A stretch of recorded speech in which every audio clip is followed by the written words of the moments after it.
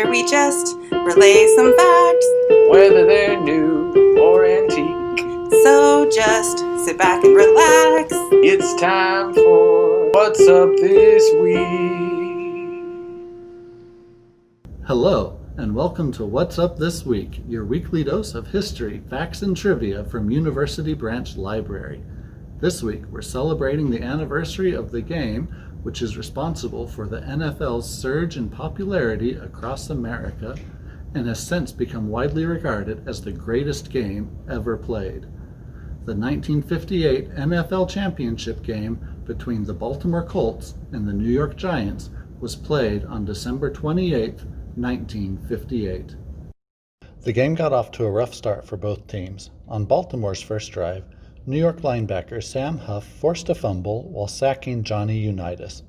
One play later, Baltimore took the ball back when defensive end Gino Marchetti recovered a fumble from quarterback Don Heinrich. But all the Colts managed to do with their next drive was turn the ball over again. After forcing a punt, Unitas completed a 60-yard pass to Lenny Moore at the Giants' 26-yard line. But Baltimore's drive was halted at the 19, and Steve Myra's field goal was blocked. New York then drove to the Colts' 30-yard line, and Pat Summerall kicked a 36-yard field goal to put New York on the board. In the second quarter, Baltimore recovered a fumble, which set up a 2-yard touchdown run by running back Alan Ameche. On their next drive, the Colts drove 86 yards in 15 plays, including a 16-yard scramble by Unitas on 3rd and 7, and scored on a 15-yard touchdown pass to Raymond Berry, giving them a 14-3 halftime lead. Early in the third quarter, momentum flipped as Baltimore reached the New York 1-yard line, but on third down, Ameche was stopped for no gain, and the Colts turned it over on downs after Ameche was tackled for a loss on 4th down. The Giants then went 95 yards in just 4 plays, scoring on Mel Triplett's 1-yard touchdown run to cut the lead to 4. New York took a 17-14 lead early in the fourth quarter with Connerly's 46-yard completion to tight end Bob Schneckler, setting up his 15-yard touchdown pass to Gifford. With a little over 2 minutes left in the game, faced with 4th down and inches on their own 40-yard line, New York decided to punt. The Colts took over at their own 14-yard line, and Unitas engineered one of the most famous drives in football history. A 2-minute drill before anyone called it that. After starting the drive with 2 incompletions, Unitas made a critical 11-yard completion to Moore on 3rd down. Following one more incompletion, he threw 3 consecutive passes to Raymond Berry, moving the ball 62 yards to the Giants' 13-yard line. This set up a 20-yard tying field goal by Myra with 7 seconds left to send the game into sudden death overtime, the first overtime game in NFL history. The players had never heard of overtime before. Unitas later recalled, "When the game ended in a tie, we were standing on the sidelines waiting to see what came next. All of a sudden, the officials came over and said, 'Send the captain out. We're going to flip a coin to see who will receive.' That was the first we heard of the overtime period."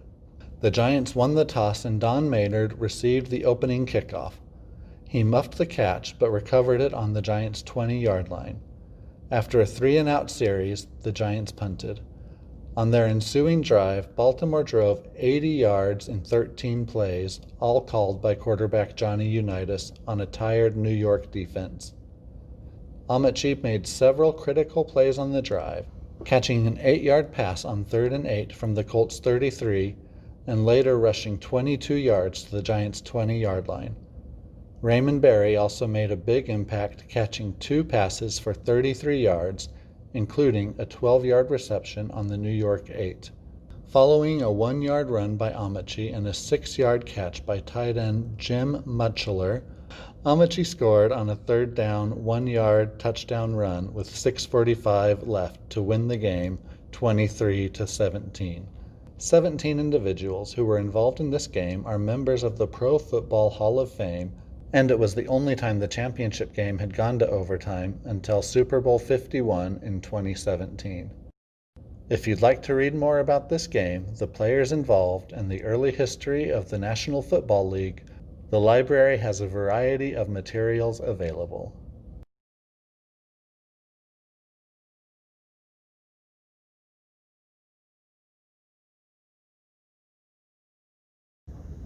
That's it for me. What do you have for us this week, James? Hola, Daniel, and hola to you all out there. For this segment, I'd like to acknowledge the birthday and contributions of one Cokie Roberts. She was actually born Mary Martha Corinne Morrison Claiborne Boggs on December 27, 1943, in New Orleans, Louisiana, to teacher Lindy Boggs and politician Hale Boggs. After graduating from Stone Ridge School in Washington, D.C., Cokie completed a political science degree program at Wellesley College in 1964. In the years following, she worked for a number of news stations, and in the 1970s, she worked for National Public Radio, or NPR, when it was still in its infancy. Her most notable position, though, was her time as co-anchor of This Week for ABC News, with co-anchor Sam Donaldson from 1996 to 2002. Even after leaving that show, however, Cokie guested as a political pundit for various ABC broadcasts and for broadcasts on other networks. Cokie Roberts was also a historian and distinguished author of multiple books. You can check out some of her books from our libraries. 2 of them are also available as an audiobook. All right, Megan, what is this week's weird thing? Hi there! This week's weird thing is that on December 31st, the annual list of banished words will be released. This is a list of words banished from the Queen's English for misuse, overuse, or general uselessness. Each year, Lake Superior State University releases this list of words based on submissions from all over the world. It's a tradition that dates back to 1975, when the public relations director at the time came up with the first list with his friends and fellow faculty members at a New Year's Eve party. On the next day, January 1st, 1976, they released this list of words. It was a huge hit, and it's been a tradition ever since. The words aren't actually banished, though. You can still use them. This is just for fun. Tens of thousands of nominees for the list are submitted each year, and anybody can submit words that they feel are overused or misused in society. In December, a committee comes together to decide on the final list.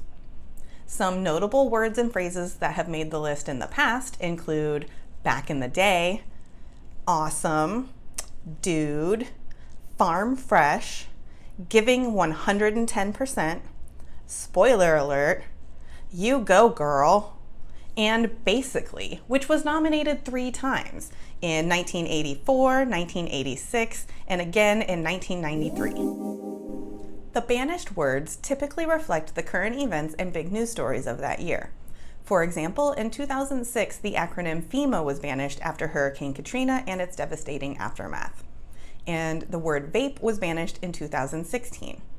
Star Wars and La Macarena were banished in 1985 and 1997, respectively.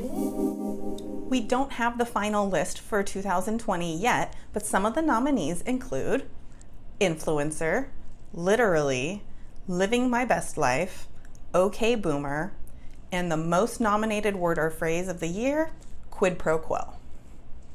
To see the complete list of banished words or to submit a word for banishment in 2021, you can visit the Lake Superior State University website. That's it this week. Tune in next week for more facts and trivia from University Branch Library.